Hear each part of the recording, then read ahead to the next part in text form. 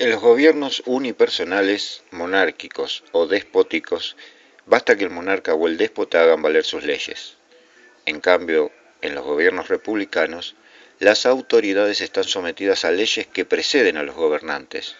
Esto hace necesario que la virtud política les dé a los gobernantes el amor y respeto a las leyes y a la patria, es decir, la preferencia del interés general por sobre el particular. Y para garantizarlo resulta útil la división de poderes que impida el abuso de poder.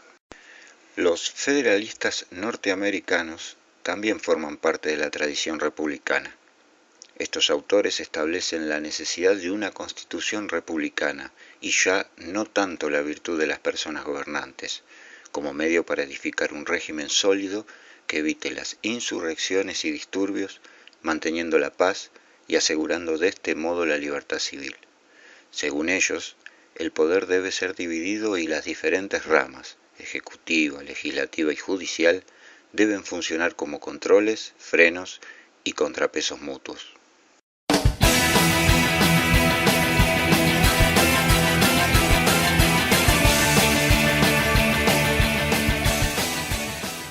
Así, en la época moderna la problemática del poder se replegará sobre lo estatal, pues dominada por la ideología liberal, la filosofía política tendrá como problema central la institución y conservación de regímenes basados en libertades formales, que expresados en las estructuras institucionales debería garantizar el imperio de la ley y la libertad por sobre el poder desmedido del Estado. Como ideología liberal, decíamos, el pensamiento republicano no reconoce en el poder económico amenaza alguna a la libertad. Desde otra óptica, la perspectiva de Max Weber agrega de manera fundamental que el liderazgo como manifestación del poder debe ser entendido como una relación social en la que el elemento central es la aceptación del mismo por parte de los seguidores. Para Weber, las personas obedecen porque se encuentran en una relación de dominación. La dominación no es el mero ejercicio del poder que define como la probabilidad de imponer la propia voluntad dentro de una relación social aún contra toda resistencia. Al contrario, Weber cree en la probabilidad de encontrar obediencia a un mandato de determinado contenido entre personas dadas. Entonces no es lo mismo imponerse que recibir obediencia, sino que ésta se transforma en adhesión gracias a la legitimidad, la que hace que no sea necesario, salvo en casos excepcionales, recurrir a la fuerza o a la amenaza. Por otra parte, la dominación puede legitimarse a partir de distintas fuentes, lo que ha llevado a Weber a establecer sus tipos puros de dominación legítima. El primer tipo puro es la dominación tradicional. Aquí se obedece en virtud de la costumbre. No hay un derecho formal ni objetivo, sino que lo que rige las relaciones entre las personas es la tradición. Son ejemplos de este tipo de dominación tradicional el dominio patriarcal, el sultanesco, el feudal, como los ejemplos más típicos de la dominación tradicional. Un segundo tipo es la dominación racional. Aquí se obedece en virtud de un estatuto, una reglamentación, el derecho, o sea que se obedece a una regla que también debe acatar el que manda, puesto que no es más que un funcionario profesional con una competencia concreta, cuyo derecho de mando está legitimado también por la regla.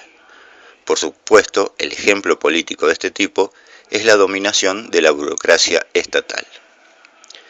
Finalmente, el tercer tipo es la dominación carismática.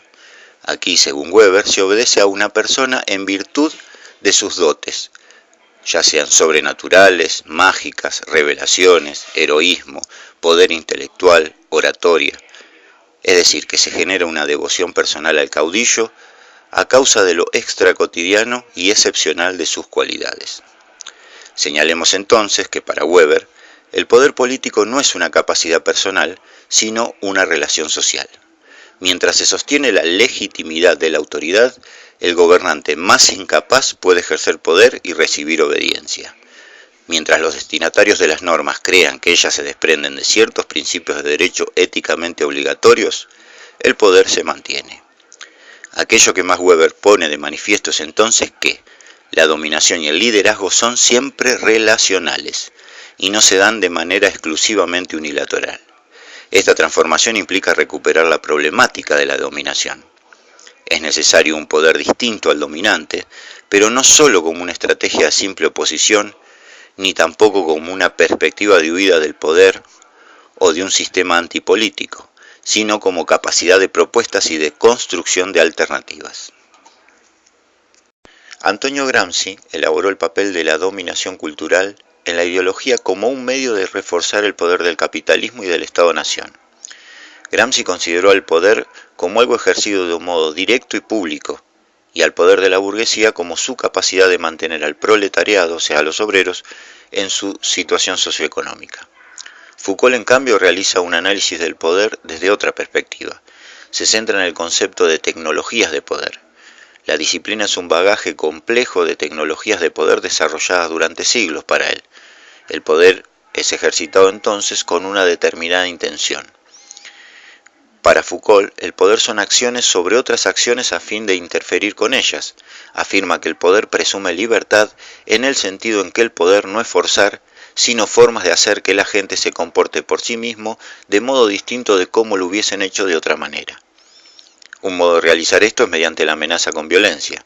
Los trabajos de Foucault analizan la relación entre poder y conocimiento.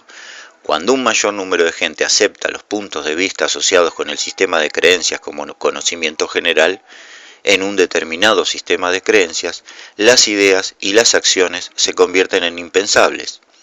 Estas ideas, consideradas como verdades irrefutables, definen una particular manera de ver el mundo, y de esta manera un particular modo de vida asociado con estas verdades ya se encuentra normalizado. La preponderancia de las estructuras por sobre las personas en el análisis del liderazgo y de las relaciones humanas en general llega a su punto extremo con el enfoque estructuralista.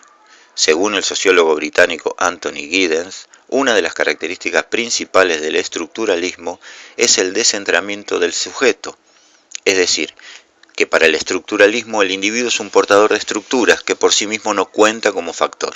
No interesan sus motivaciones, intenciones o las acciones en sí mismas, sino las estructuras que las determinan. Aquí entonces la propia noción de liderazgo se desdibuja. Si los fundamentos del desarrollo social se encuentran en las estructuras mismas de la sociedad, queda totalmente relegada la noción del individuo como actor racional capaz de tomar decisiones por sí mismo. Los líderes serían entonces fruto de un desarrollo histórico y portadores de metas concebidas por la sociedad en su conjunto. Un estructuralista diría, por ejemplo, que los individuos se socializan en un medio determinado, en una época y una cultura particulares, y por lo tanto reciben un bagaje de normas y costumbres que determinan la forma de autoconcebirse como sujetos, que no son plenamente autónomos, sino dependientes de la influencia de ese sistema social. Uno de los más brillantes exponentes del estructuralismo ha sido el sociólogo estadounidense Talcott Parsons. Para Parsons, el poder no se logra gracias a la capacidad individual, sino que es un recurso del sistema, un instrumento específico al servicio de la autoridad, encaminado a hacer eficaz el empeño colectivo para lograr las metas y objetivos de ese sistema. La unidad analítica de Parsons entonces no puede ser el individuo a nivel genérico, sino el individuo cumpliendo un rol, asignado por la estructura. Si para Parsons las instituciones son pautas normativas que concretan valores comunes y constituyen una orientación para las acciones de los individuos, el liderazgo es una institución política central. Es la regla de orden normativo que permite y espera de ciertos grupos en virtud de la posición que ocupan que lleven a cabo iniciativas y tomen decisiones referentes a las finalidades de la colectividad. En resumen, el líder, cuya misma existencia es una necesidad funcional para el correcto funcionamiento del sistema social, encabeza los requerimientos que la sociedad determina como comúnmente necesarios y a su vez la existencia del liderazgo es lo que permite que se realice ese interés común.